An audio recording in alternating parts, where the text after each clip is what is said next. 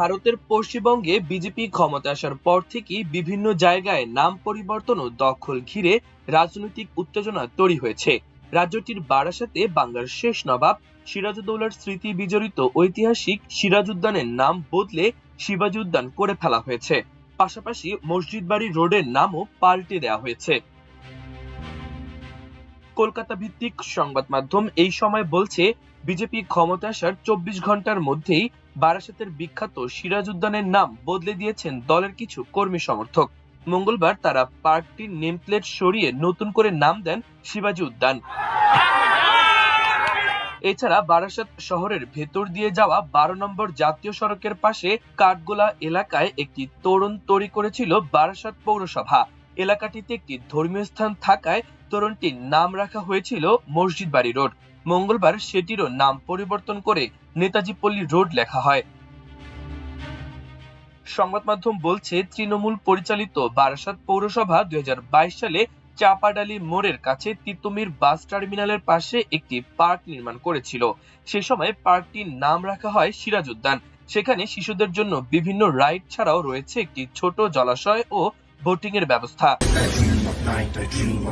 স্থানীয়ভাবে প্রচলিত রয়েছে, বাংলার শেষ নবাব সিরাজউদ্দৌলা মুর্শিদাবাদ থেকে কলকাতায় যাওয়ার পথে বারাসাতের ওই জলাশয়ের কাছে থেমেছিলেন এবং সেখানে তার ঘোড়া পানি পান করেছিল।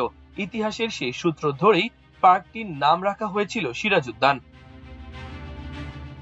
পার্কের নাম পরিবর্তনের বিষয়ে বারাসাত পৌরসভার চেয়ারম্যান সুনীল মুখোপাধ্যায় বলেন, কয়েকজন বিজেপি কর্মী গিয়ে উদ্যানটির নাম বদলে দিয়েছেন। রাজনৈতিক পরিস্থিতি কিছুটা শান্ত হলে বিষয়টি বোর্ড মিটিং এ তোলা হবে। পরে বোর্ডের সিদ্ধান্ত অনুযায়ী ব্যবস্থা নেওয়া হবে। অন্যদিকে বিজেপি নেতা তাপস মিত্র বলেন, দলের পক্ষ থেকে এমন কোনো নির্দেশ দেওয়া হয়নি।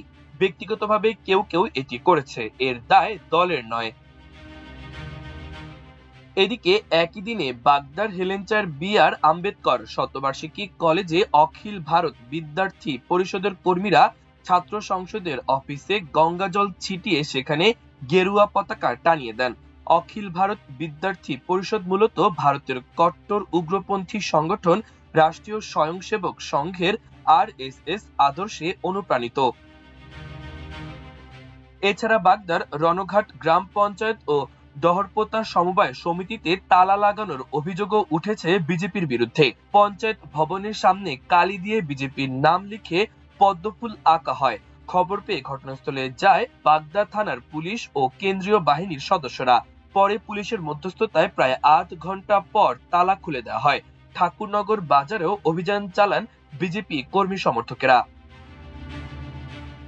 এ বিষয়ে বিজেপির স্থানীয় মন্ডল সভাপতি দিবাকর তরফদার বলেন, তারা এ ধরনের সংস্কৃতিতে বিশ্বাসী নন।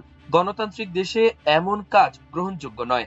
যারা করেছে তারা ভুল করেছে এবং দলের পক্ষ থেকে এমন কোনো নির্দেশও দেওয়া হয়নি। মাল্টিমিডিয়া ডেস্ক, আমার দেশ।